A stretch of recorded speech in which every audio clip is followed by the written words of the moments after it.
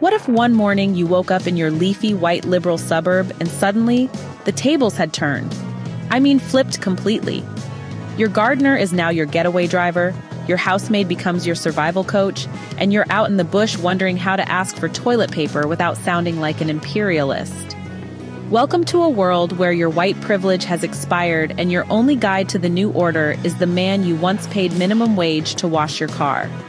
This isn't a fantasy, it's not science fiction. It's apartheid South Africa, except the revolution has actually started. The blacks are armed, the whites are running, and the houseboy you never really knew is now your best chance at staying alive. Let's talk about this mind-bending, role-reversing, table-turning, uncomfortably real novel.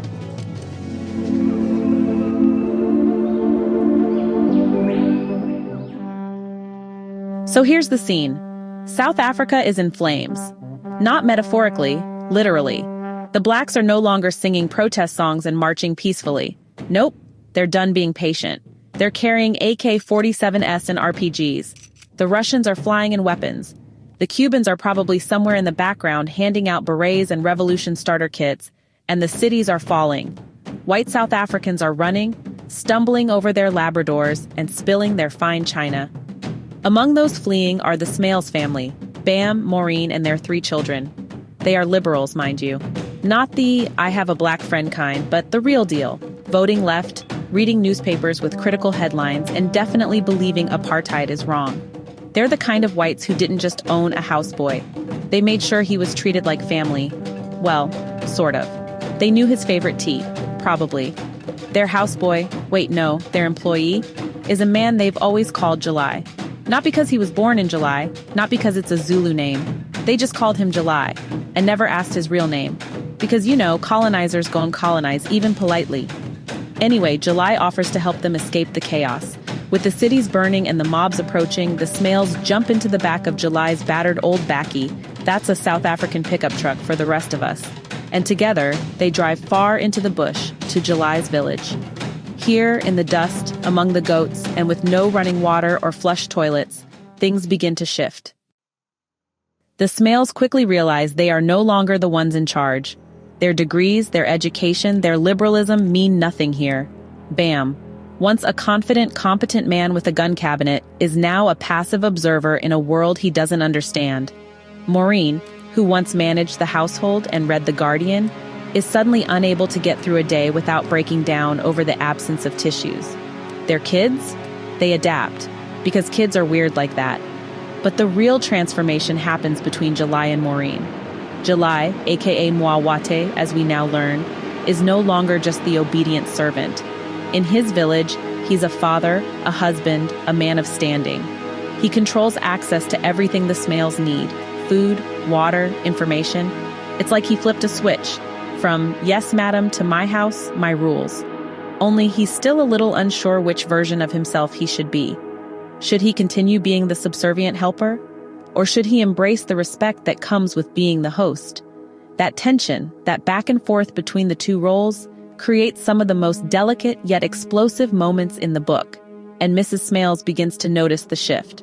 July starts answering back, not rudely, but directly. He sometimes hesitates before doing things. He even argues occasionally. She starts to see that the relationship they had wasn't really a relationship. It was employment, layered with social expectations, power dynamics, and unspoken hierarchies. Now here's where it gets really interesting. The Smales family are not cartoon villains. They are not racist caricatures. They're thoughtful, aware, even kind. But in the village, it becomes clear that their liberalism was built on a foundation of comfort. They never needed to rely on July.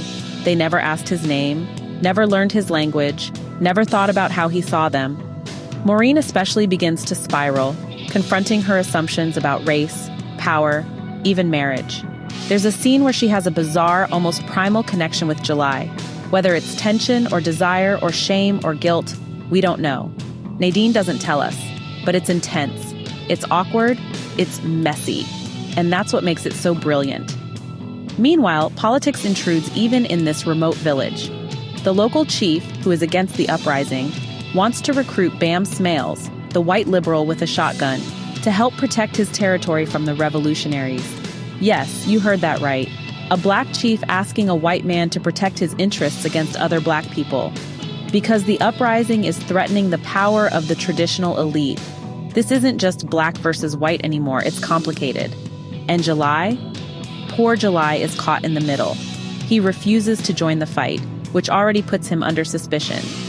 Now he's avoiding being dragged into the chief's politics, while simultaneously balancing the expectations of his own people and the family he used to serve. It's like the universe is playing a cruel psychological experiment. Everyone is being tested. Loyalties are questioned. Privilege is stripped, and no one, not even the children, comes out unchanged. The book, July's People by Nadine Gordimer. It's a slender 160-page literary grenade, a what-if story that hits so close to reality, it left the apartheid government shaking in their boots. So much so that it was banned in South Africa, twice. Once during apartheid for being too liberal, and then again in 2001 in post-apartheid South Africa for being, well, too racist and patronizing. That's when you know you've hit a nerve. You've got a lot of nerve. What I loved most about July's People is that it doesn't give easy answers. It doesn't make heroes or villains. It asks difficult questions and then just walks away, letting you stew in the discomfort. Are the Smales really good people? Is July a hero or a coward? Who's right, the revolutionaries or the chief? Can neutrality ever be innocent? As Archbishop Desmond Tutu famously said, "If you are neutral in situations of injustice, you have chosen the side of the oppressor. In an elephant has its foot on the tail of a mouse, and you say that you are neutral, the mouse will not appreciate your neutrality." That quote basically haunts this novel. The story also reminded me of Saramago's blindness, the way society collapses, how people regress, how quickly dignity becomes a luxury. The way the Smales have to adjust to life without things as basic as privacy or soap shows how little they understood about the lives of those they claim to care about. Nadine's story is, in a way, a social experiment, like something out of a Zimbardo prison study. What happens when the roles are reversed? How do people behave when stripped of power? Let's talk about the writing. Nadine Gordimer writes with economy, sparse, clipped prose that doesn't waste a single word. Her dialogue has no quotation marks, no speech tags. It's deliberately disorienting. You're never 100% sure who is speaking. That uncertainty, that ambiguity, mirrors the confusion and tension between the characters. It forces the reader to slow down, to pay attention. And yes, it's not as dense as her other works like Burger's Daughter or The Conservationist, but it's just as powerful. It works like a scalpel, clean, precise, and sharp enough to draw blood. Now, for those unfamiliar with Nadine Gordimer, she was a white South African writer, activist, and Nobel Prize winner. She spent her entire literary life dissecting the horrors and absurdities of apartheid. And she didn't just write from the outside, she lived it. Her books were often banned, her work scrutinized, her life threatened, but she never backed down. She wrote what needed to be written, even if it made her own people uncomfortable.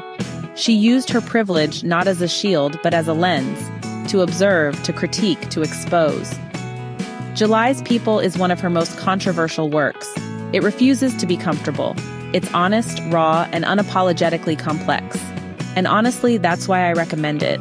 Not because it's enjoyable, but because it's important. So, if you're ready to be challenged, if you want to read something that flips your worldview like a pancake, if you want to feel the discomfort of seeing yourself in the pages, July's People might just be the book you didn't know you needed. Have you read it? What did you think of July? Or Maureen? Let me know in the comments. And if you haven't read it yet, what are you waiting for? Like, share, and subscribe if you enjoy reviews that get a little uncomfortable. And as always, keep reading dangerously. Hey, thanks so much for hanging out with me today. If you're interested in diving deeper into this book, I've left some links down in the description.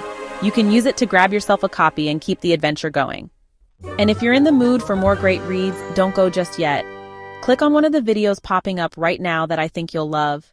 And don't forget to give this review a like, leave a comment, or even subscribe if you'd like to see more. Every bit of support helps us grow this little community of book lovers. See you in the next one.